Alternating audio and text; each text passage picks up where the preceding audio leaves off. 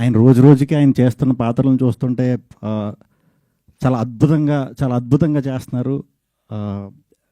ఒక్కొక్క సినిమాకి ఒక్కొక్క వేరియేషన్ ఇస్తూ ఎంటర్టైన్మెంట్, ఎమోషన్కి ఎమోషన్, అండ్ దట్ టు కొత్త డైరెక్టర్లతోని ఎంకరేజ్ చేస్తున్నారు, పెద్ద డైరెక్టర్లతోని చేస్తున్నారు. ఇది చాలా కష్టం సార్. అంటే ఇప్పుడు ఎలా అయిపోయిందంటే నరేష్ గారు సినిమాలో ఉంటే చాలు అన్నంత ఇది క్రియేట్ చేసుకున్నారు సార్. Very happy. ఇంకా మంచి పాత్రలు, ఇంకా మంచి మీరు ఎలాంటి అన్న రాసుకోండి. కొత్త దర్శకులు, పెద్ద దర్శకులు అందరూ ఏ పాత్ర అన్నా సరే ఇట్టే అద్భుతంగా, మనం ఊహించిన దానికంటే అద్భుతంగా చేయగలిగే నటుడు మన తెలుగు ఇండస్ట్రీలో ఉన్నందుకు చాలా గర్విస్తున్నాను.